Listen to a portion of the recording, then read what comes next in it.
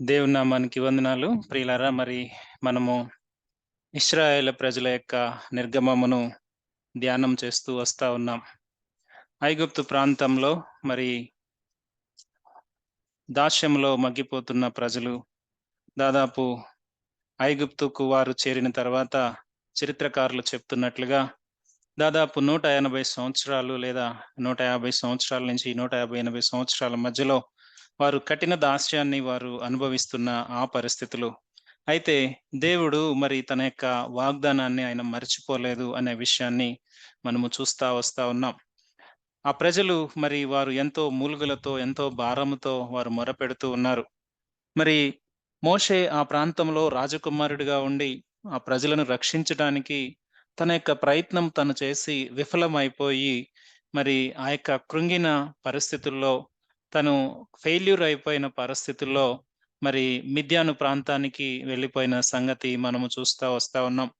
అయితే మరి మిద్యాను ప్రాంతంలో దాదాపు 40 సంవత్సరాలు మరి ఆయన గొర్రెలను మేపుతూ, తన మామ యొక్క గొర్రెలను మేపుతూ ఆ ప్రాంతంలో ఉన్న సమయంలో మరి 3వ అధ్యాయం మొదటి భాగంలో దేవుడు నేను నీ దేవుడను అని మోషేకు ప్రత్యక్షపరుచుకుంటున్న విధానాన్ని మనము చూస్తా ఉన్నాం.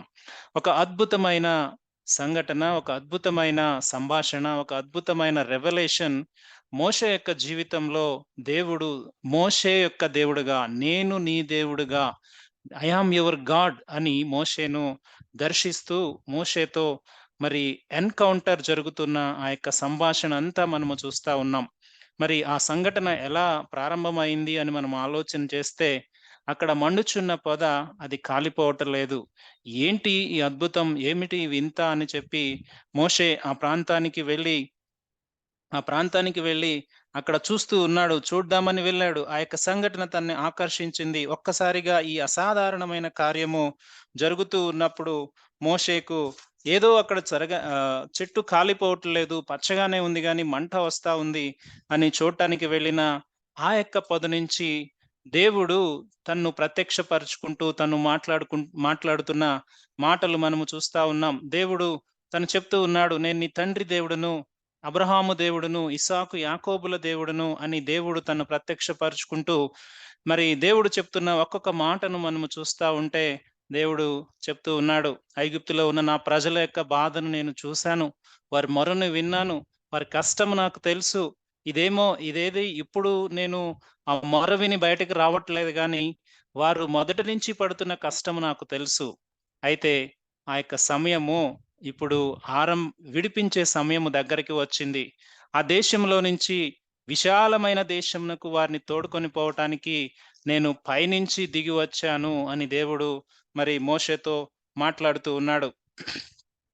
ఆ దేవుడు ఆకాశం నుంచి దిగి వచ్చి ఆకాశం నుంచి దిగి వచ్చి ఇశ్రాయేలు ప్రజలను విడిపించడానికి మోషే యొక్క సహాయాన్ని కోరుతూ ఉన్నాడు. చూడండి, దేవుడు ఆయన యొక్క శక్తితో ఇశ్రాయేలు ప్రజలను ఆయన విడిపించగలడు. కానీ దేవుడు మోషేకు తన్ను తాను ప్రత్యక్షపరుచుకుంటూ, మోషేకు దేవుడిచ్చిన వాగ్దానాలు గుర్తు చేస్తూ మోషేతో చెప్తూ ఉన్నాడు, "నేను ఎందుకు దిగి వచ్చానంటే, నువ్వు నాకు కావాలి. నువ్వొస్తే నేను నిన్ను ఫరో దగ్గరికి పంపుతాను. అప్పుడు నువ్వు ఇశ్రాయేలీయుల్ని నువ్వు ఐగుప్తులో నుంచి తోడుకొని పోతావు.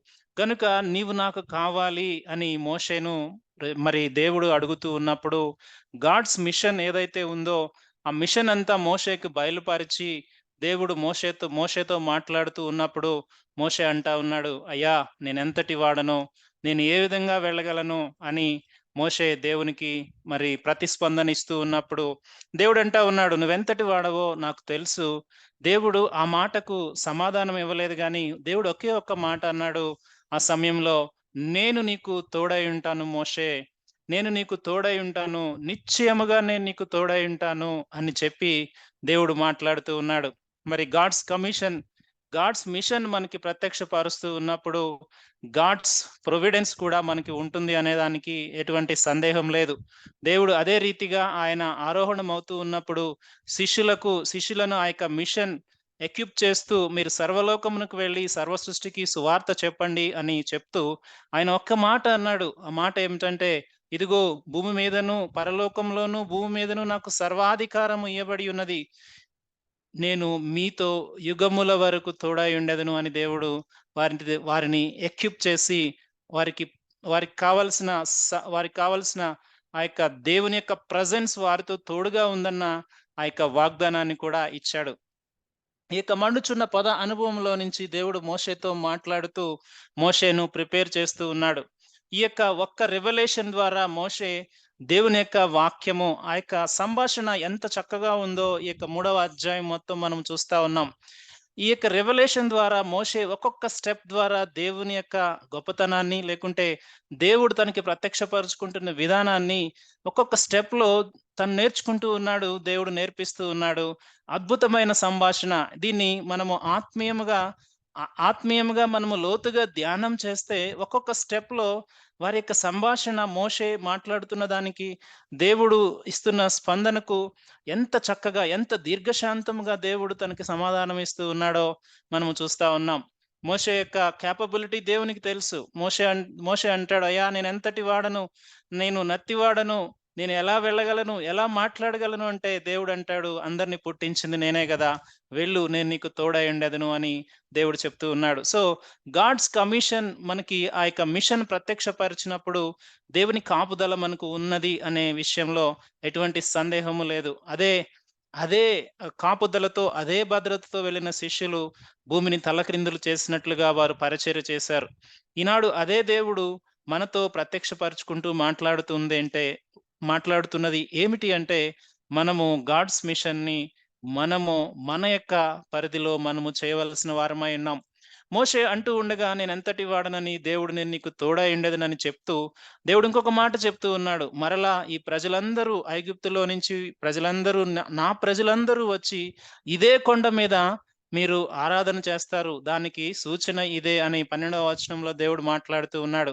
మోషే మీరందరూ మరలా ఇక్కడికి తిరిగి వస్తారు. నాకు తెలుసు మీ యొక్క గమనాన్ని నేను నిర్దేశించాను. కానీ దాన్ని ఎగ్జిక్యూట్ చేయడానికి నువ్వు నాకు కావాలి. ఆ దాస్యం నుంచి విడిపించడానికి నువ్వు నాకు కావాలి. ఆ వచ్చిన ప్రజలు ఇక్కడ ఆరాధిస్తారు. దానికి సూచన ఏంటంటే ఈ మండుచున్న పొద. ఈ అద్భుతమైన కార్యము. దానికిప్పుడు నీకు సూచన నేను చూపిస్తా ఉన్నాను. ఇంతవరకు నీతో మాట్లాడుతూ ఉన్నాను గదా! ఈ పొద ఆరిపోదు. ఇది మండుతూ ఉంది గానీ, ఇది కాలిపోలేదు. చూడు, ఇదే నీకు సూచన అని దేవుడు ఆ యొక్క అద్భుత కార్యాన్ని చూపిస్తా ఉన్నాడు. దేవుడు ఎక్విప్ చేస్తా ఉన్నప్పుడు, దేవుడు ఒక అద్భుతమైన మేలు ద్వారా మనల్ని నడిపిస్తూ ఉంటాడు. ఆ మేలు ఆ యొక్క సూచన ఏమిటంటే, మన జీవితానికి సరిపోయే ఆ గొప్ప రక్షణ కార్యం. ఆ ఒక్క గొప్ప రక్షణ కార్యం ద్వారా దేవుడు మనల్ని ఆయన బిడ్డలుగా చేసుకొని, మరి ఆయనకు నమ్మకస్తులుగా ఆయన యొక్క వాక్యంలో మనం స్థిరపడి, మరి ఆయన కొరకు జీవించాలని దేవుడెప్పుడూ ఇష్టపడుతూ ఉంటాడు. అయితే మోషే మోషే ఈ ఈ మాట మాట్లాడిన తర్వాత మోషే మరి కొన్ని ప్రశ్నలు మరలా అడుగుతూ ఉన్నాడు. గత వారం మనము కొంచెం క్లుప్తంగా చూసాం. మరలా ఇంకొన్ని విషయాలు నేను మరి వివరించి ముందుకు వెళ్ళాలని ఆశపడతా ఉన్నాను. మోషే అంటా ఉన్నాడు 13వ వచనంలో, "నేను ఇశ్రాయేలు యొద్దకు వెళ్లి వారిని చూసి, మీ పితరుల దేవుడు మీ యొద్దకు నన్ను పంపెనని వారితో చెప్పగా, వారు ఆయన పేరేమి అని అడిగిన యెడల వారితో నేనేమి చెప్పవలెనని దేవుణ్ణి అడిగెను. అందుకు దేవుడు, నేను ఉన్నవాడను, అనువాడనై ఉన్నానని మోషేతో చెప్పెను. మరియు ఆయన ఉండుననువాడు మీ యొద్దకు నన్ను పంపెనని నీవు ఇశ్రాయేలీయులతో చెప్పవలెను." మోషే అడుగుతూ ఉన్నాడు, "అయ్యా, నువ్వు ఇవన్నీ చెప్తూ ఉన్నావు. నాకు ఈ ప్రత్యక్షత ఇచ్చావు. ఇశ్రాయేల్ ప్రజల దగ్గరికి వెళ్ళమంటూ ఉన్నావు. నాకు తోడై ఉంటానంటూ ఉన్నావు. మరి ఇశ్రాయేల్ ప్రజలు అడిగితే నేనేం చెప్పాలి అంటే దేవుడు కోపగించుకోలా. మోషేకు మోషే యొక్క అండర్‌స్టాండింగ్ లేకుంటే మోషే అడుగుతున్న ప్రశ్నకు దేవుడు అద్భుతమైన ఆయన గొప్ప లక్షణాన్ని అక్కడ ఆయన చెప్తూ ఉన్నాడు. మోషే అడుగుతూ ఉన్నప్పుడు దేవుడు చెప్తూ ఉన్నాడు. మోషే కరెక్ట్‌గా సెన్స్ చేస్తా ఉన్నాడు. ఎందుకంటే ఇశ్రాయేల్ ప్రజలు ముందుకు వెళ్లి ప్రెజెంట్ చేయాలి అంటే ఒక తనకొక క్రెడెన్షియల్ కావాలి. ఎవరు పంపించారు మోషే అంటే చెప్పాలి. సో, ఇక్కడ మోషే అడుగుతున్న దానికి దేవుడు చెప్తూ ఉన్నాడు. నేనే నేనే నేను ఉన్నవాడను, అనువాడను. నేను ఉన్నవాడను, అనువాడను. I am who I am. అంటే దేవుడు ఒకవేళ దేవునికి ఈక్వలెంట్‌గా, అపోజిట్‌గా ఏమైనా పెడితే దేవుడే ఉంటాడు. అంటే దేవునికి సరిపోల్చడానికి ఏమీ లేదు. ఆయన ఉన్నవాడు, అనువాడు. I am who I am. దానికి ఆయనకి ఈక్వలెంట్, క్లోజెస్ట్ ఈక్వలెంట్ కూడా ఏమీ ఉండదు. ఆయన యొక్క ఉన్నతమైన ఒక గొప్ప అత్యున్నతమైన దేవుని యొక్క గొప్ప లక్షణాన్ని, లేకుంటే దేవుని యొక్క ఆహ్, దేవుని యొక్క ఆ యొక్క స్వయంభవుని యొక్క దేవుని యొక్క లక్షణాన్ని దేవుడు ఇక్కడ పరిచయం చేస్తూ ఉన్నాడు. ఆయన ఉన్నవాడు అంటే ఆయన ఆయన బిగినింగ్ ఆయన, ఎండింగ్ ఆయన. ఆయన ఆరంభించింది ఆయన, ముగించింది ఆయన. అందుకే కదా ప్రకటన గ్రంథంలో దేవుడు చెప్తూ ఉంటాడు. అలాగే ఆదికాండంలో మనము చూస్తాం. ఇంకా చాలా బైబిల్ రిఫరెన్సెస్ మనము ఆలోచన చేయవచ్చు. ఎందుకంటే ఆ దేవుడు ఎవరయ్యా అంటే ఆయన సృష్టిని ఆరంభించిన దేవుడు. ఆయన సృష్టి ఆరంభానికి ముందు ఉన్న దేవుడు, సృష్టి ముగింపు తర్వాత ఉన్న దేవుడు. అందుకే అంటాడు, యుగముల వరకు నేను మీకు తోడై ఉన్న దేవుడును అని. ఎందుకు అంటే కాలాన్ని, సృష్టిని, ఈ యొక్క భూమి మీద ఉన్న ప్రతి క్రమాన్ని సృష్టించిన దేవుడు ఆయన. ఆయనేదో మధ్యలో వచ్చిన దేవుడు కాదు. చాలా సార్లు మనము యేసు ప్రభువారు 2000 సంవత్సరాల క్రితం వచ్చారు అంటారు. పుట్టారు అంటారు తెలియక మనము. కానీ దేవుని యొక్క వాక్యము సెలవిస్తా ఉంది, ఆయన ఆదియందు ఉండెను. ఆదియందు దేవుడుండెను. ఆ వాక్యము దేవుడై ఉండెను. ఆ దేవుడే మన మధ్యకు కృపాసత్య సంపూర్ణుడుగా ఆయన వచ్చి ఉన్నాడు.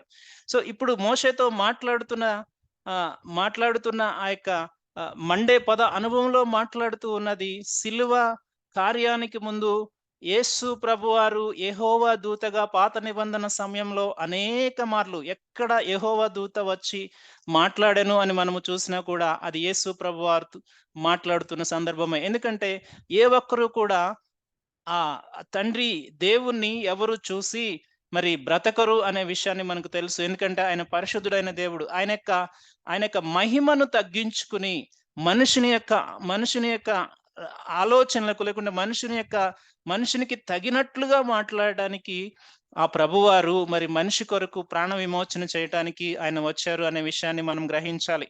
అయితే ఈ ప్రశ్నకు దేవుడు నువ్వు ఎవరివని చెప్పాలి అంటే దేవుడు అంటూ ఉన్నాడు, నేను ఉన్నవాడను, అనువాడను అని చెప్పు మోషే అని దేవుడు మాట్లాడుతూ ఉన్నాడు. కొన్ని ప్రశ్నలకు మనకు మోషే అడిగిన ఆ ప్రశ్నకు మనకు ఒక అద్భుతమైన దేవుని యొక్క ఆయన యొక్క స్థితి, లేకుంటే ఆయన ఎవరు అని మనం విశ్వసించడానికి ఒక క్రైస్తవ ప్రపంచానికి ఒక ఫౌండేషన్ లాంటి వార్త, ఒక ఫౌండేషన్ లాంటి ఇన్ఫర్మేషన్ ఈ యొక్క వెర్స్ లో మనము చూడవచ్చు. సో అటువంటి సందర్భాలు మరి కొన్ని ఉన్నాయి. నేను తర్వాత ఆలోచన చేసినప్పుడు ఇదే విషయాన్ని తోమా అడుగుతాడు. తోమా యోహాను సువార్త 14వ అధ్యాయంలో దేవుడు చెప్తూ, నేను తండ్రి దగ్గరికి వెళ్తూ ఉన్నాను, మీ అందరి కొరకు నేను గృహములు సిద్ధపరుస్తాను అంటే, దేవా ప్రభువా నువ్వు ఎలా వెళ్తున్నావో ఆ మార్గం మాకు తెలియదే, మేము ఎలా తెలుసుకోవాలి అంటే అక్కడ దేవుడు మాట్లాడుతున్న మాట యోహాను సువార్త 14వ అధ్యాయంలో, నేనే మార్గమును, సత్యమును, జీవమును. నేనే అనే మాట దేవుడు తప్ప ఇంకెవ్వరు వాడటానికి లేదు. ఎందుకంటే నేనే అంటే I am who I am. దానికి ఈక్వలెంట్ గా ఇంకా ఏది లేదు. బికాజ్ ఆయన సెల్ఫ్ ఎగ్జిస్టెడ్ గా ఉన్న దేవుడు. ఆయనకి ఎవ్వరి సపోర్ట్ అవసరం లేదు. ఆయన స్వయంభవుడుగా, ఆయనే సమస్తాన్ని ఆయన చిత్తము చొప్పున ఆయన జరిగిస్తున్న అనంత జ్ఞాని అయిన ఆ దేవుడు చెప్తూ ఉన్నాడు, నేనే నేనే నేనే అనే మాట మీరు ఎక్కడ చూసినా కానీ అది దేవునికి మాత్రమే మనము ఆపాదించగలం. నేనే మార్గమును, సత్యమును, జీవమును. సో అంటే దేవుడు చెప్తూ ఉన్న మాట, ఈ మాటను మనము జాగ్రత్తగా ఆలోచన చేస్తే ఒక అద్భుతమైన ఫౌండేషన్ మరలా మనకు దొరుకుతుంది. తోమా అడుగుతాడు, ఆయన యొక్క సందేహం కొరకు అడుగుతాడు. కానీ దేవుడు ఆయన్ని ఎందుకు అడిగావు తోమా అని అడగలేదు. కానీ అక్కడ అద్భుతమైన మరి ఆయన యొక్క వ్యక్తిత్వం, లేకుంటే ఆయన యొక్క గుణాన్ని, ఆయన యొక్క క్యారెక్టరిస్టిక్స్ ని దేవుడు చెప్తూ ఉన్నాడు. మార్గం ఏదైనా ఉందా? నేనే.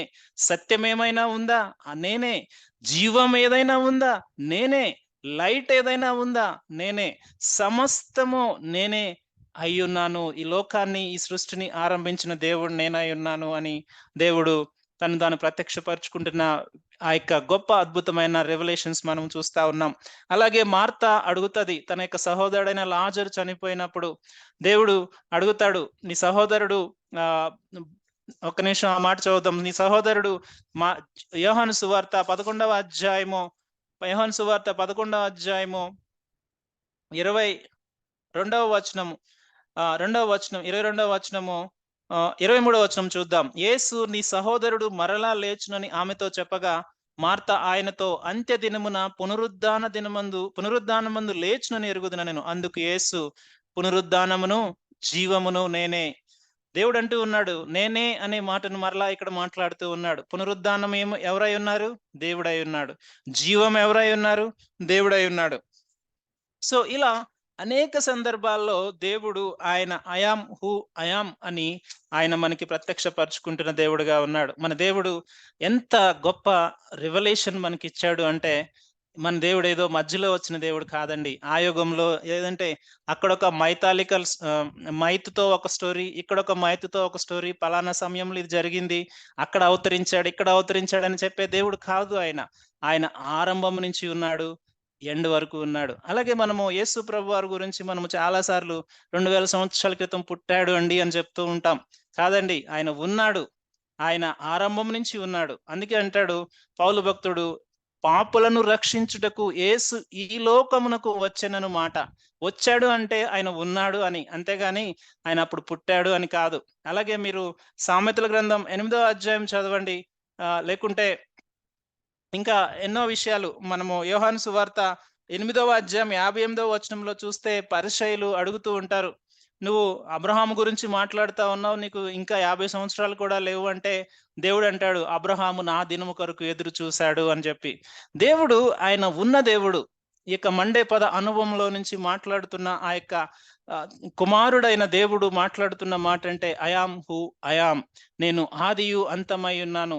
ఇదిగో నేను మృతుడనైతిని గాని యుగయుగములు జీవించుచు ఉన్నవాడను. ఇదిగో నేనే పునరుద్ధానమును, ఇదిగో నేనే జీవమును, ఇదిగో నేనే వెలుగును, ఇదిగో నేనే ఈ లోకానికి పోషణ సమస్తము నేను ఇస్తూ ఉన్న దేవుడునని ఎన్నో మార్లు దేవుడు ఆయన ప్రత్యక్షపరుచుకుంటున్న విషయాలు మనము చూస్తా ఉన్నాం.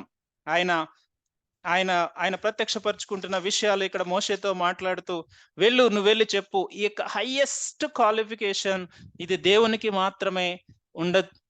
మాత్రమే ఉండేది. అంతేగాని ఒక 4వ శతాబ్దంలో 5వ శతాబ్దంలో ఒక మతం పుట్టినంత మాత్రాన అది మొదటి నుంచి ఉన్నది కాదు. అది మైథాలజికల్ గా క్రియేట్ చేసిన మాయా స్వరూపాలు ఎన్నో ఉన్నాయి.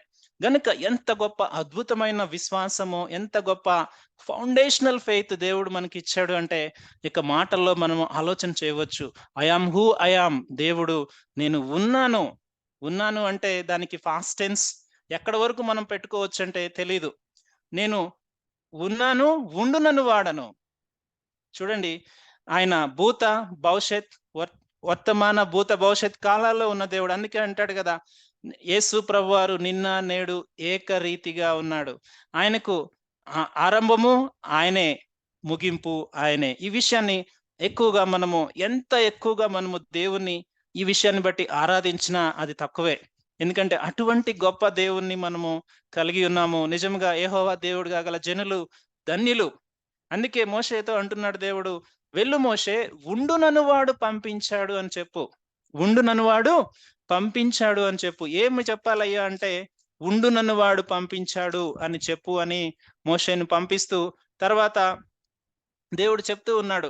తర్వాత మరలా దేవుడు చెప్తూ ఉన్నాడు, నేను నీ పితరుల దేవుడినైన అబ్రహాము, ఇస్సాకు, యాకోబు దేవుడును, యెహోవా మీ యొద్దకు నన్ను పంపినని నువ్వు ఇశ్రాయేలుకు చెప్పు.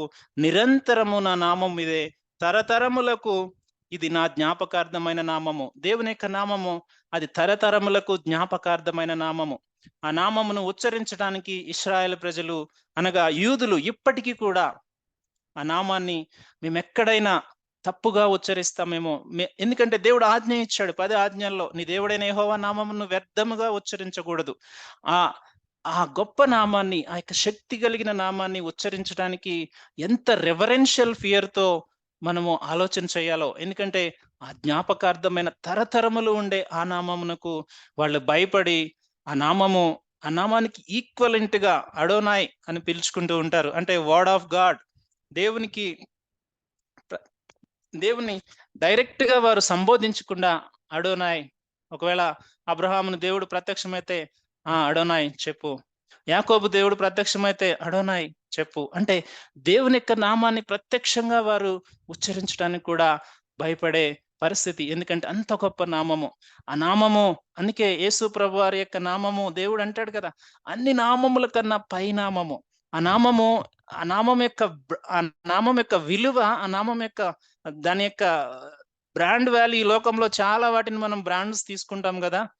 కొన్ని కొన్ని బ్రాండ్స్‌కి మనం కొన్ని కొన్ని వేల కోట్లు అని చెప్తూ ఉంటాం. మరి దేవుని నామానికి ఎంత ఇవ్వాలో కదా! ఆ దేవుని నామం అంత గొప్ప నామము. ఆయన అంటూ ఉన్నాడు, "ఇది తరతరములకు జ్ఞాపకార్థముగా నా నామం ఇదే."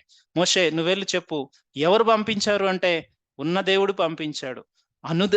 ఉన్నవాడను, అనువాడను అనే దేవుడు పంపించాడు. ఉండుననువాడు పంపించాడు. ఆయన నామం ఏంటంటే, ఆయన మీ పితరులకు ప్రత్యక్షమైన దేవుడు. మీ పితరులకు వాగ్దానం ఇచ్చిన దేవుడు. మీ పితరులను నడిపించిన దేవుడు. మిమ్మల్ని నడిపించబోతున్న దేవుడు అని చెప్పి మరి మోషేను మరి ఆయన యొక్క రైట్‌ఫుల్ ఆ యొక్క క్వెషన్‌కి దేవుడు సరియైన సమాధానం ఇచ్చి అద్భుతంగా మాట్లాడుతూ ఉన్నాడు. చూడండి ఎంత గొప్ప ఈ డిస్కషన్‌లో ఆహ్, స్ ఎంత మధురముగా ఈ మాటలు మనము ఆస్వాదిస్తా ఉన్నాము అంటే, దేవుడు ప్రత్యక్షపరుచుకుంటూ ఉన్నాడు. కొన్ని కొన్ని సార్లు కొన్ని కొన్ని విషయాల్లో దేవుడు నీ పేరేంటి అని కొంతమంది కూడా అడిగారు. ఈ విషయాన్ని కూడా నేను ఆలోచన చేశాను. యాకోబు ఆయనతో పోరాడుతూ ఉన్నప్పుడు యాకోబు అడుగుతాడు, "అయ్యా నీ పేరేంటి?" అంటే, "నా పేరు ఎందుకు అడుగుతున్నావు?" అని చెప్పి దేవుడు ఆశీర్వదించాడు.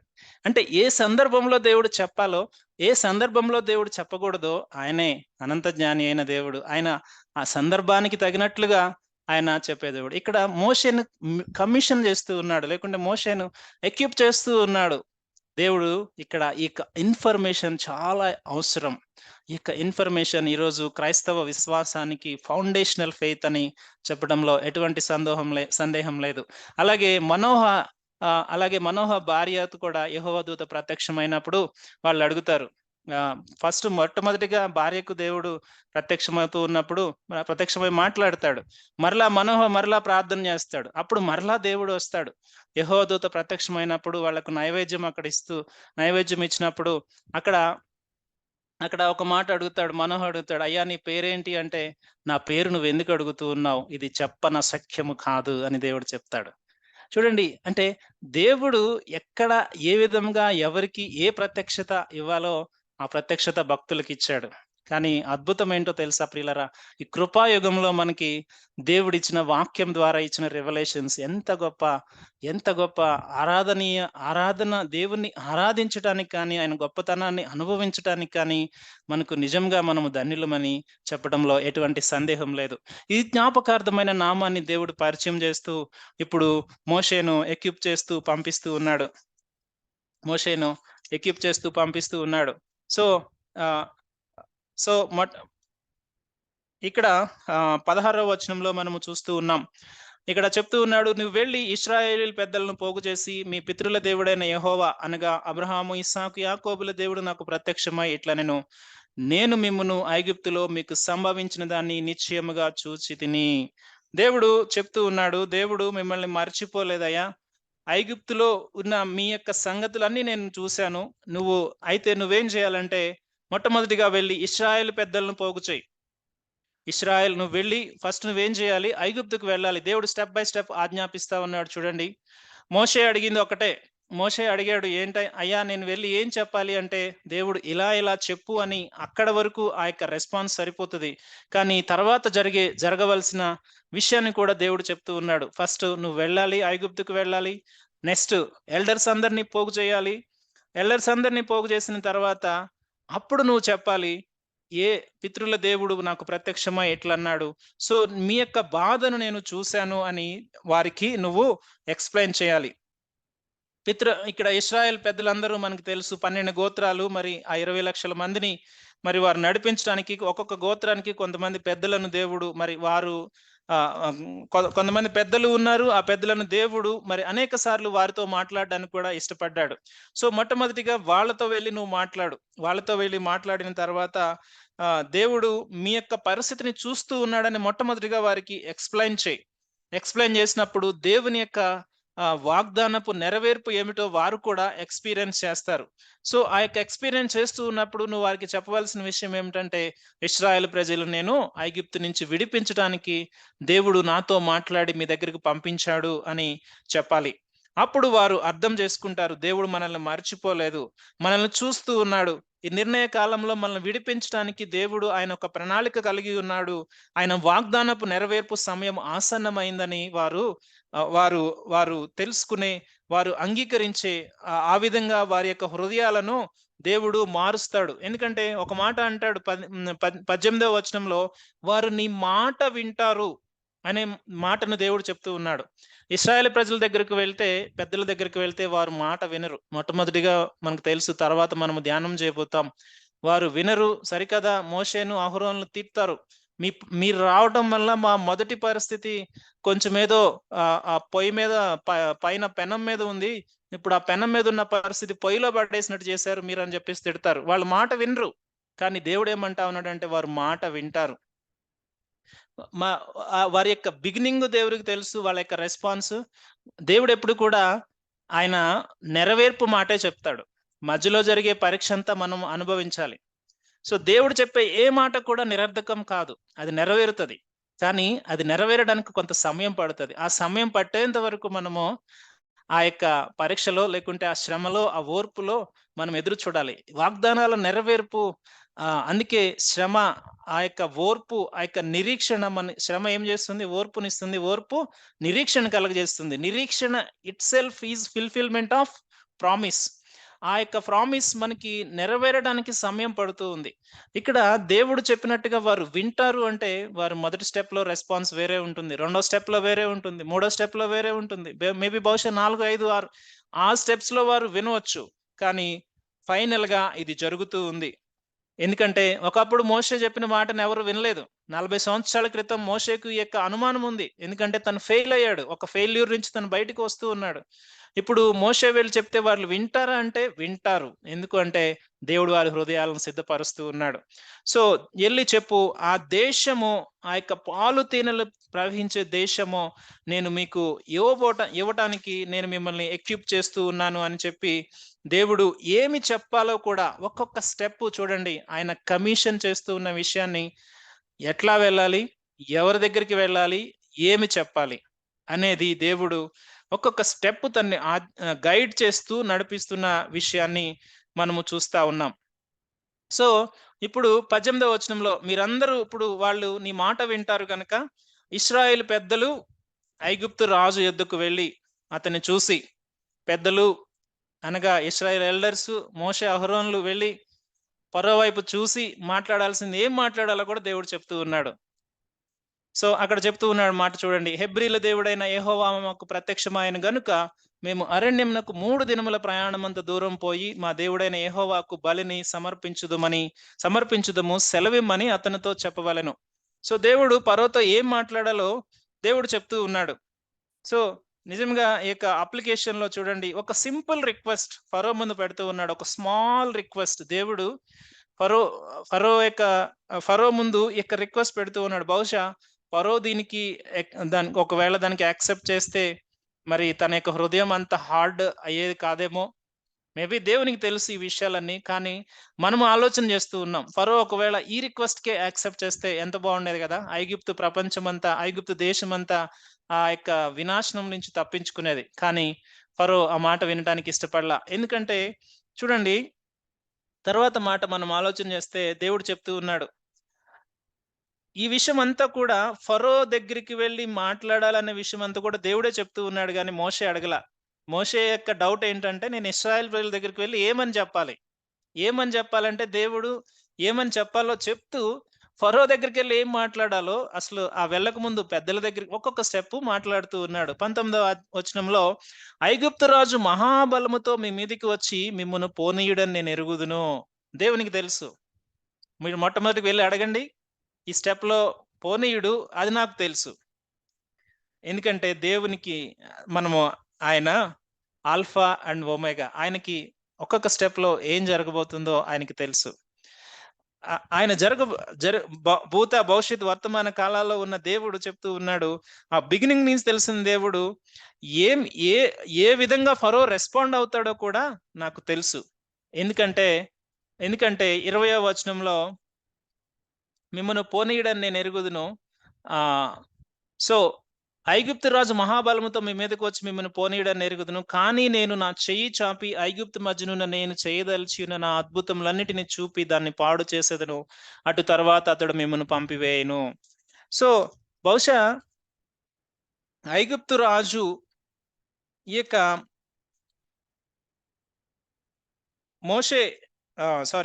ఐగుప్తు రాజు ఇక్కడికి వచ్చి అడిగాడు. ఎందుకు అంటే మోషే వెళ్ళి ఐగుప్తు రాజుని అడిగాడు. ఐగుప్తు రాజు అడిగితే పంపించడు అనేది దేవుడు చెప్తూ ఉన్నాడు. ఎందుకు అని మనము ఒకసారి ఆలోచన చేస్తే, సో మరి మనకు తెలుసు ఇశ్రాయేల్ ప్రజల్ని వారు కఠినమైన దాస్యంలో పెట్టి ఉచితంగా అన్ని సేవలు చేయించుకుంటూ ఉన్నారు. వారికి కావలసిన పట్టణాలు కట్టించుకుంటూ ఉన్నారు. వారికి కావలసిన సేవలు చేయించుకుంటూ ఉన్నారు. ఇంటిలో, పొలములో, మరి వారికి బిజినెస్ ప్లేసెస్ లో ఎంత ఉచితముగా స్లేవరీ. చెప్పాలి అంటే వారు ఎంత గర్వంతో, ఎంత అహంకారంతో వారు నిండిపోయి ఉన్నారో ఆ సమయంలో. ఫరోకి ఆలోచన వస్తుందని దేవుడికి తెలుసు. ఎందుకంటే ఇంత ఫ్రీగా వచ్చే వారిని వీరు నేను ఎలా వదులుకోవాలి? ఇంత నాకు దాస్యం చేస్తా ఉన్నారు కదా, నేను మంచిగా వీరితో ఎంజాయ్ చేస్తా ఉన్నాను కదా, నా యొక్క కింగ్డమ్ మొత్తాన్ని వీళ్ళు కాపాడుతా ఉన్నారు, లేకుంటే నాకు కావాల్సిన వర్క్ అంతా చేస్తా ఉన్నారు అని బహుశా అధికారులు, ఫరో అందరూ ఆలోచిస్తారని దేవుడికి తెలుసు. వారు పోనీయరు అని దేవుడు ముందే చెప్తూ ఉన్నాడు. సో ఈ దాస్యంలో ఉన్న ప్రజలను మరి ఫరో పోనీయుడు అనే విషయాన్ని, ఇట్ ఈస్ మేజర్ ఛాలెంజ్. ఎందుకంటే అంత ఈజీగా వారి యొక్క హృదయాల్లో యాక్సెప్ట్ చేయవు. మనకు కూడా ఎక్కడైనా అంటే జనరల్ గా మనం లోకంలో ఆలోచన చేస్తే ఏదైనా ఫ్రీ సర్వీస్ దొరుకుతూ ఉందంటే త్వరగా వెళ్ళి పొందుకోవడానికి దానికి ఇష్టపడుతూ ఉంటాం. సో ఇదే విషయాన్ని నేను ఆలోచన చేస్తూ ఉన్నప్పుడు వాడికి సాతాను కూడా వాడికి దాసులుగా, బందీలుగా ఉన్న వారిని విడిచిపెట్టడానికి, అనగా ఆ దాస్యం నుంచి బయటకు రావడానికి వాడు ఎన్నో మార్లు ప్రయత్నిస్తూనే ఉంటాడు. అంటే వాళ్ళు బయటికి పోకూడదు. వాళ్ళు ఎట్లాగైనా వాడికి దాసుడిగా ఉండాలి. అంటే వాడు ఆలోచన చేసేది ఒక్కటే, దేవునికి వారిని దూరంగా చెయ్యాలి. ఒకవేళ వారు దేవునికి దగ్గర అవుతూ ఉన్నారనుకోండి, మరి ఈ పాపానికి దాసులైన వారు దేవునికి దగ్గరైపోతే వాడి యొక్క సామ్రాజ్యం తగ్గిపోతూ ఉంటుంది కదా. సో వాడి యొక్క ఆలోచన కూడా అదే, మొదటి నుంచి వాడి ఆలోచన కూడా అదే. ఎక్కువగా ఆ బంధకాలలో ఏదో ఒక వీక్ పాయింట్ వాళ్ళకి క్రియేట్ చేసి, ఆ వీక్ పాయింట్ లోనే వాళ్ళని దాసులుగా, అట్లా ఆ పాపానికి దాసులుగా, దేవునికి దూరంగా చేయటానికి వాడు రకరకాల ప్రయత్నాలు చేస్తాడు. అంత మాత్రమే కాదు, ఏర్పరచబడిన వారిని సహితము పాపంలోనికి లాగటానికి వాడు ఇష్టపడతాడు. ఎందుకంటే మనం చూసాం గత వారం, ఇశ్రాయేలు ప్రజలను దేవుడు విడిపించిన తర్వాత కూడా వారికి విగ్రహారాధన అనే పాపము, వ్యభిచారం అనే పాపము, సణుగుడు, గొణుగుడు, శోధించుట, ఈ పాపాలన్నీ వారి యొక్క వీక్ పాయింట్స్ లో వాళ్ళని క్యాప్చర్ చేసి వారిని దేవునికి అవిధేయులుగా మార్చడానికి వాడు ఇష్టపడ్డాడు. గనుక ఈ దాస్యము చేయించుకునే వారు అంత తొందరగా విడిచిపెట్టరు. అది ఆత్మీయమైన దాస్యమైన, అది శారీరకమైన దాస్యమైన.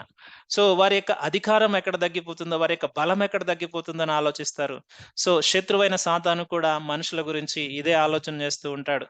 సో వాడు ఎప్పుడు ఆ పాపానికి దాసులుగా చేయటానికి ఇష్టపడతాడు. అందుకే పౌలు భక్తుడు అంటాడు రోమాపత్రిక 6వ అధ్యాయంలో, ఒకప్పుడు మీరు పాపానికి దాసులుగా ఉన్నారు, ఇప్పుడు ఉండటానికి వీల్లేదు, ఇప్పుడు మీరు కృపకు దాసులుగా ఉండాలి. ఏ మనుషుడు కూడా ఇద్దరు యజమానులను సేవించడానికి వీల్లేదు. ఎందుకంటే ఇద్దరు యజమానులను సేవిస్తే అది మనకు తెలుసు ఏ విధంగా దేవుడు చెప్తాడు కదా, మనం ఇద్దరు యజమానులకు దాసులుగా అయితే ఉండలేం. ఉంటే దేవునికన్నా ఉండాలి, లేకుంటే పాపానికన్నా దాసులంగా, లేదంటే సిరికన్నా దాసులంగా ఉండాలి. గనుక ఇక్కడ ఫరో ఒప్పుకోడు అనే విషయము, ఐగుప్తు ప్రజలు ఒప్పుకోడు అనే విషయం దేవునికి తెలుసు. ఇక్కడ అలాగే లోకపు దాస్యంలో నుంచి, ఆ మరణపు దాస్యంలో నుంచి మనకు విడుదల ఉంది అని తెలిసినప్పటికీ కూడా ఎన్నో విధాలుగా ఆపడానికి సాతాను ప్రయత్నిస్తాడు. ఇంకొక విషయం చెప్పమంటారా, అప్పటి వరకు పాపానికి దాసులుగా ఉన్నవారు ఒకవేళ దేవుణ్ణి అంగీకరించినప్పుడు ఇంకా ఎక్కువగా దాడి చేస్తాడు, ఇంకెక్కువగా భయపెట్టిస్తాడు, ఇంకెక్కువగా భ్రమలో పెట్టేస్తాడు. అయ్యో నేను అది విడిచిపెట్టి వచ్చానే, అయ్యో నేను అక్కడ మొక్కుబడి చేయలేదే, ఇక్కడ ఈ పూజ చేయలేదే, ఇక్కడ వాళ్ళకి అది చెల్లించలేదే, ఇవన్నీ కూడా వ్యర్థమైన ఆలోచనలు. ఆ దాస్యంలోనికి మరలా నెట్టడానికి వాడు ప్రయత్నిస్తూనే ఉంటాడు సాతాను. ఆది నుంచి జరుగుతూ ఉన్నది అదే, ఇప్పటికీ కూడా జరుగుతూ ఉన్నది అదే. ఈ భ్రమలోనే అనేక మందిని వాడు దాస్యంలో పెడుతూ ఉన్నాడు. కానీ దేవుడు అంటా ఉన్నాడు మోషేని ఏర్పరచుకుని, "మోషే నువ్వు వెళ్ళు, ఇశ్రాయేలు ప్రజలను తీసుకుని వెళ్ళు. ఈ దాస్యంలో నుంచి నేను వారిని విడిపిస్తాను. అయితే ఫరో యొక్క హృదయం కఠినమవుతది నాకు తెలుసు. కానీ ఫరో గెలవలేడు. ఫరో ద్వారా ఈ ప్రపంచానికి నా యొక్క బలం ఏమిటో నేను చాటుతూ ఉన్నాను. చాటబోతా ఉన్నాను" అని దేవుడు మోషేను ఎక్విప్ చేసి పంపిస్తూ ఉన్నాడు. చూడండి 21వ వచనంలో చూడండి. "మరియు నేను ఈ జనుల ఎడల" 20వ అధ్యాయంలో చెప్తూ ఉన్నాడు గదా! వచనంలో, "నేను నా చెయ్యి చాపి ఐగుప్తు మధ్యమున నేను చేయదలిచి ఉన్న నా అద్భుతములన్నిటిని చూపి దాన్ని పాడు చేసేదను. అట్టు తర్వాత అతడు మిమ్మల్ని పంపివేయును." ఎప్పుడు పంపిస్తాడంట ఫరో? మొట్టమొదటిగా సింపుల్‌గా వీళ్ళు అడిగితే పంపించడు. కానీ ఎప్పుడు పంపిస్తాడంటే భయంకరమైన ఉత్పాతాలు, భయంకరమైన పెను ఆహ్, నష్టాలు ఆ ప్రాంతానికి కొని తెచ్చుకున్న తర్వాత అప్పుడు పంపిస్తాడు. దేవుడు ఎంత గొప్ప ఇంజినీరింగ్ అంటే ఐగుప్తు ప్రాంతంలో ఆయన చేసిన 10 అద్భుతాలు మనం ధ్యానం చేస్తాం. ఒక పక్క ఇశ్రాయేలు ప్రజలకు వెలుగుంటది. ఐగుప్తు ప్రజలకు చీకటి ఉంటది. ఇశ్రాయేలు ప్రజలు తాగుతున్న మంచినీళ్ళన్నీ కూడా మంచిగానే ఉంటాయి. ఐగుప్తు ప్రజల యొక్క ఒకే దేశమండి. ఒకే దేశంలో ఐగుప్తు ప్రాంతంలో ఒక పర్టిక్యులర్ ఉత్తర భాగంలో వీళ్ళున్నారు. గోషెను ప్రాంతంలో వీరున్నారు. వీళ్ళు ఐగుప్తు ప్రాంతం యువతల పక్కన ఉన్నారు. చూడండి ఎంత గొప్ప ఇంజినీరింగ్. వారి వారి వారి ఇళ్ళల్లో అన్నీ ఉంటాయి. వారి బాధపరిచే కీటకాలు అన్నీ ఉన్నాయి. కానీ ఇశ్రాయేలు ప్రజలకి ఏముండదు. ఒక పక్కన ఐగుప్తు ఎన్ని అద్భుతాలు అంటే నిజంగా ఆయన యొక్క ఇంజినీరింగ్, ఆయన యొక్క ఆ యొక్క ఇన్వెన్షన్ మనం ఎప్పుడు కూడా దేవుణ్ణి ఆరాధించాలి. ఆయన అద్భుతములు చేసే దేవుడు అని మనము ఎప్పుడు కూడా ఆయన్ని ఘనపరచాలి. ఎందుకంటే ఆయన యొక్క ప్లాన్ వారిని బయటకి తీసుకురావాలి. ఆయన గొప్పతనం ఏమిటో ప్రపంచానికి చాటి చెప్పాలి. సో, ఈ విధంగా దేవుడు మరి వారిని విడిపించడానికి ఇష్టపడ్డాడు. ఇవన్నీ కూడా మోషే అడగలేదు. ఈ ప్లాన్ ఎలా చేయాలి, ఏంటి అని మోషే అడగలేదు. ఈ మాటను మనం ఎప్పుడు జ్ఞాపకం చేసుకోవాలి. దేవుడు జరగబోయే విషయాన్నంతటిని కూడా దేవుడు మోషేకు మరి మాట్లాడుతూ, మరి ప్రత్యక్షపరుస్తూ చెప్తూ ఉన్నాడు. ఎందుకంటే గాడ్స్ జడ్జ్‌మెంట్ ఈజిప్ట్ మీద వచ్చేంత వరకు వాళ్ళు పంపించరు అనే విషయాన్ని దేవుడు మరొకసారి మోషేకు చెప్తూ ఉన్నాడు. సో, అయితే చివరిగా 2 వచనాలు చూస్తే, "మరియు నేను ఈ జనుల ఎడల ఐగుప్తులకు కటాక్షము కలగజేసేదను గనుక మీరు వెళ్ళినప్పుడు వట్టి చేతులతో వెళ్ళరు. ప్రతి స్త్రీయు తన పొరుగు దానిని, తన ఇంట నుండి దానిని వెండి నగలను, బంగారు నగలను, వస్త్రములను ఇమ్మని అడిగి తీసుకొని మీరు వాటిని మీ కుమారులకును, మీ కుమార్తెలకును ధరింపచేసి ఐగుప్తీయులను దోచుకుందురనెను." దేవుడు చెప్తూ ఉన్నాడు. చివరిగా ఈ విధమైన భయంకరమైన వినాశనం కలిగిన తర్వాత అప్పుడు ఫరో పంపిస్తాడు. ఆ ఫరో పంపించినప్పుడు కూడా ఆ ఫరో పంపించేటప్పుడు మీరు ఎలా వెళ్తారు మోషే అంటే, మీరు విస్తారమైన ఆస్తి కలిగి మీరు ధనవంతులుగా వెళ్తారు. ఈ మాట దోచుకోవడం అనే మాట ఇది ఏమి దొంగతనం ఏమి కాదండి. దేవుడు ఎంత ఈ అంటే మన జీవితాల్లో ముఖ్యంగా ఇశ్రాయేల్ ప్రజల జీవితాల గురించి ఆలోచన చేద్దాం. వారు ఎన్ని సంవత్సరాలు ఉన్నారండి. దాదాపు 4 తరాలు వారు కఠిన దాస్యంలో ఉన్నారు. మోషే యొక్క తల్లిదండ్రుల తరం నుంచి, అంతకు ముందు తరం నుంచి మనము ఆలోచన చేస్తే లేవీకి కహాతు, కహాతుకు అమ్రాము, ఆహ్, అమ్రాముకి మోషే, ఇలా 4 తరాలు లేవి తరం తర్వాత నుంచి మనము చూస్తే 4 తరాలు వారు దాస్యంలో ఉన్నారు. కఠినమైన దాస్యంలో. మేబీ వారికి జీతం కూడా ఇచ్చి ఉండకపోవచ్చు. కేవలం ఫుడ్ ఒకటే వారికి ఏర్పాటు చేసి ఉండవచ్చు. కానీ దేవుడు చూడండి బ్యాలెన్స్ చేస్తూ ఉన్నాడు. వారు కోల్పోయిన దాన్ని ఎన్ని రెట్లు ఇచ్చాడో చూడండి. ఏ విధముగా ఆయన ప్రజలను సంతృప్తి పరచాలో, వారు వెళ్ళిన శ్రమ అంతటిని దేవుడు జ్ఞాపకం చేసుకొని దేవుడు అంటూ ఉన్నాడు, "మీరు వెళ్ళేటప్పుడు ఉట్టి చేతులతో వెళ్ళరు మోషే. వెళ్ళేటప్పుడు మీరు బంగారము, నగలు, వెండి, వస్త్రాలు ఇవన్నీ పట్టుకొని పోతారు. ఎందుకంటే నేను వారికి కటాక్షం కలగజేస్తాను." చూడండి గాడ్ ఈస్ గాడ్. ఎంత గొప్పగా ఆయన జ్ఞాపకం చేసుకుంటూ ఉన్నాడో చూడండి.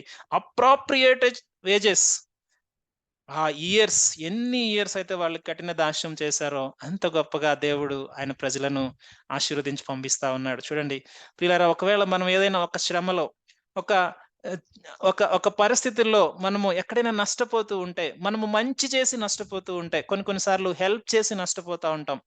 కొన్ని సార్లు వేరే వారి పరిస్థితిని అర్థం చేసుకుని వారికి సహాయం చేసి నిందలు పడుతూ ఉంటాం. లేకుంటే ఇంకొకసారి మనము చేసిన దానికి ప్రతిఫలం ఏమీ లేదు. కానీ బాగా కష్టపడుతూ ఉన్నాం. కానీ దేవుడు ఒకరోజు దానికి ప్రతిఫలం ఇవ్వబోతా ఉన్నాడు. ఈ మాట వాస్తవం. ఎందుకంటే దేవుడు మన యొక్క కష్టాన్ని, మన యొక్క ఆ బాధను, మనం వెళ్ళిన ఆ యొక్క పరిస్థితులన్నిటిని కూడా దేవుడు చూసి దాన్ని బ్యాలెన్స్ చేసే దేవుడు. కానీ ఒక్కటే, ఆయన ముందు మనం విశ్వాసం ఉంచాలి. ఎక్కడ, ఎప్పుడు, ఎలా ఇవ్వాలో దేవునికి తెలుసు. ఇశ్రాయేలు ప్రజలు కలలో ఊహించారా ఈ విధంగా జరుగుతది అని? నెవర్. ఇశ్రాయేలు ప్రజలు ఊహించలేదు. మోషే ఊహించలేదు. కానీ దేవుడు చెప్తూ ఉన్నాడు, మోషే జరగబోయేది ఇదే.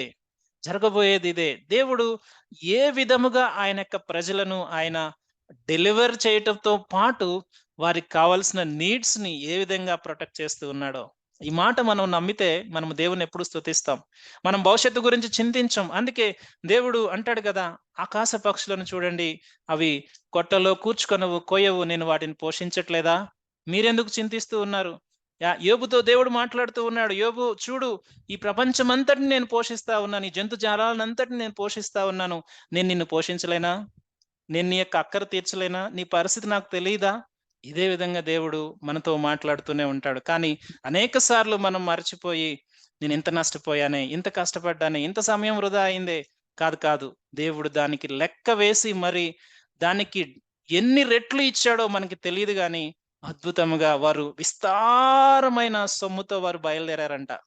బహుశా ఎన్ని తరాలు వారు కూడబెట్టుకున్నదంతా ఒక్క దినమున దేవుడు వారికి చెల్లించేసాడు. చూడండి ప్రియులారా. వారి యొక్క ప్రార్థనలు, వారి యొక్క మొరలు, వారి యొక్క పరిస్థితులు దేవుడు చూసి దేవుడు ఎంతగా వారిని ఆశీర్వదించాడో.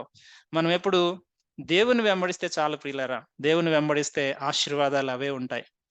సమస్తాన్ని కలుగజేసిన దేవుడు మనతో ఉండగా, మనము ఆశీర్వాదాలు అని చెప్పి లోకపు ధనం మీద మనం వెంటబడి పోవాల్సిన అవసరం లేదు. దేవుడు మనకి ఏ సమయంలో ఆయన ఇవ్వాలో ఆయన ఇస్తాడు. కానీ మనం చేసే ప్రయత్నం, మనం చేసే పని, మన యొక్క కష్టం ఎప్పుడు కూడా నిజాయితీగా ఉండాలి. అదెప్పుడు కూడా ఎదుటివారికి సహాయపడేదిగా ఉండాలి. ఎదుటివారికి ఒకవేళ నువ్వు మేలు చేసి ఈరోజు కోల్పోయినా, దేవుడు ఒకరోజు మనల్ని దీవించబోతూ ఉన్నాడు. దేవుడు ఒకరోజు దానికి తగిన ప్రతిఫలం ఇవ్వబోతా ఉన్నాడు. అటు రీతిగా ఐగుప్తు ప్రజలను దేవుడు విడిపించబోతూ ఉన్నాడు. ఈ 3వ అధ్యాయము మాటలు ముగించబడుతూ ఉన్నాయి. ఒక మాట, ఈ 3వ అధ్యాయం మొత్తం మనము చూస్తా ఉన్నాం. దేవుడు మోషేతో చెప్తూ ఉన్నాడు, మోషే, నేను నీ దేవుడును, నేను నీ సృష్టికర్తను, నేను నేను నిన్ను ఏర్పరచుకున్నాను, నువ్వు నాకు కావాలి, నువ్వు ఎళ్ళే విధానము ఇది అని ఒక్కొక్క అడుగు, ఒక్కొక్క స్టెప్ దేవుడు ఎటు రీతిగా ఎక్విప్ చేస్తున్నాడో చూడండి ప్రియులారా.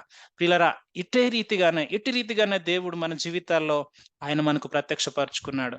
ఒక గొప్ప అద్భుతం ద్వారా, ఒక గొప్ప మేలు ద్వారా, ఒక ఒక సూపర్ న్యాచురల్ పవర్ ద్వారా దేవుడు మనల్ని ఆకర్షించుకుని ఆయన మనల్ని రక్షించుకున్నప్పుడు మనము ఇంకా అవే అద్భుతాల కొరకు చూస్తే మనంతటి దౌర్భాగ్యులు ఇంకెవరు ఉండరు. దేవుడు మనల్ని రక్షించాడు ఏంటో తెలుసా? మన పాప భారం ఆయన కడిగి వేశాడు. మన కొరకు ఆయన వెల చెల్లించాడు. మనకు రక్షణ ఇచ్చాడు. ఇప్పుడు మనల్ని ఎక్విప్ చేశాడు దేవుడు ఏంటంటే సాక్షులుగా ఉండాలి. నేనెంతటి వాడినని ఇంకా మాట్లాడుతూ ఉంటే దేవుడు ఈరోజు మరలా ప్రశ్నిస్తా ఉన్నాడు. నువ్వెంతటి వాడవో నాకు తెలుసు, కానీ నువ్వే నాకు కావాలి. నీవే నాకు కావాలి. ఇక కమిషన్ చేయాలి అంటే నీ పరిధిలో నువ్వే నాకు కావాలి. నేను ప్రపంచం మొత్తం నేను వెళ్ళమని అడగట్లేదు. నీ పరిధిలో నీవు చేయవలసిన బాధ్యత నీ మీదే ఉంది. ఎందుకంటే నిశ్చయముగా నేను నీకు తోడై ఉన్నాను. ఆనాడు మోషేకు తోడై ఉన్న దేవుడు ఈరోజు మనకు తోడై ఉన్నాడు. ఆనాడు శిష్యులకు తోడై ఉన్న దేవుడు ఈరోజు మనకు తోడై ఉన్నాడు. దేవుడు ఆ ప్రక్రియలో అద్భుతమైన రెవల్యూషన్స్ ఈ యొక్క 3వ అధ్యాయంలో దేవుడు మోషేకు బోధపరిచాడు. మనకు మరి ఒక్కసారి గుర్తు చేస్తూ ఉన్నాడు. I am who I yam. నేను ఉన్నవాడను, అనువాడను. నేను ఆది అయి ఉన్నాను, అంతమై ఉన్నాను. ఆరంభము నేనై ఉన్నాను, ముగింపు నేనై ఉన్నాను. ఆల్ఫా నేనై ఉన్నాను, ఒమేగా నేనై ఉన్నాను. ఇదిగో తరతరములు యుగయుగములు జీవించు వాడను నేనై ఉన్నాను అని దేవుడు ఆ గొప్ప ప్రత్యక్షతలు దేవుడు మోషేకు బయలుపరుస్తూ ఉన్నవాడు అనే దేవుడు పంపించాడని చెప్పు. ఆ గొప్ప లక్షణం ముందు ఇంకేది సరిపోదు మోషే. చెప్పు, ఇదే నా నామము, ఇది తరతరములకుండే నామము. చెప్పు వెళ్ళు నీ ప్రజలకు, మీ దేవుడు మిమ్మల్ని గుర్తు చేసుకుంటూ ఉన్నాడు. మిమ్మల్ని మర్చిపోలేదు. మీ మొరలు విన్నాడు. దిగి వచ్చాడు. నన్ను పంపించాడు. మీ తండ్రి దేవుడు అబ్రహాము, ఇస్సాకు దేవుడు వచ్చాడు. నాతో మాట్లాడాడు అని చెప్పి మోషేని ఎక్విప్ చేసి ఫరో దగ్గరికి నడిపించి, ఇశ్రాయేలు పెద్దలందరితో కలిసి ఫరో దగ్గరికి నడిపించి, ఫరో మాట విననప్పుడు దేవుడు తన యొక్క హృదయాన్ని కఠినపరిచి ఆ యొక్క ఐగుప్తు ప్రాంతాన్నంతటిని నాశనం చేసి దేవుడు వారి దగ్గర నుంచి వారిని విడిపించాడు. వారిని విడిపించడమే కాదు, వారు విడిపించబడుతూ ఉన్నప్పుడు కోల్పోయిన దానికి కొన్ని రెట్లు దేవుడు వారిని ఆశీర్వదించి పంపించాడు. ప్రియులారా, చూడండి, ఒక్కసారి ఆలోచించండి. దేవుడు ఎంత కరుణా కటాక్షములు కలిగిన దేవుడు. మన పరిస్థితిని చూసి వదిలివేసే దేవుడా? దేవుడు ఒక్కటే కోరుకుంటూ ఉన్నాడు ఈరోజు. మనల్ని రక్షించుకున్నాడు. మనల్ని ఆ యొక్క గొప్ప అద్భుతం ద్వారా ఆకర్షించాడు. ఇప్పుడు మనల్ని ఎక్విప్ చేస్తా ఉన్నాడు. మనము ఈ యొక్క ఉద్దేశాన్ని కనుగొనాలి. ఈ యొక్క ఉద్దేశాన్ని కనుగొనాలి. ఒకవేళ మనం శ్రమల్లో వెళ్తున్నామా, నష్టంలో ఉన్నామా, కష్టంలో ఉన్నామా, God is going to take care of all our needs. ఇది దేవుని యొక్క వాగ్దానం. దేవుడు అంటూ ఉన్నాడు, మీరు మొదట నా నీతిని, రాజ్యమును వెతకండి, తర్వాత మీకు ఇవన్నీ దొరుకుతాయి. మనం దేని గురించి చింతిస్తూ ఉన్నాం?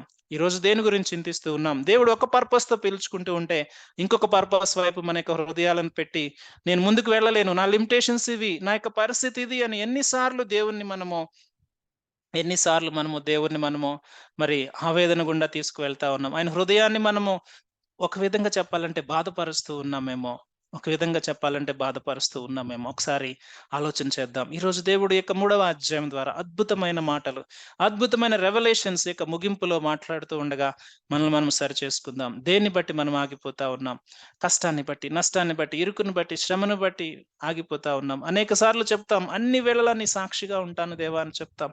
కానీ ప్రార్థనలో మాత్రమే ఉంటున్నామేమో, కేవలం దేవుడి దగ్గరికి వచ్చినప్పుడే గుర్తుంటున్నామేమో. ఈరోజు చెప్దాం, దేవా అటువంటి పరిస్థితి నా జీవితంలో ఉండవద్దు.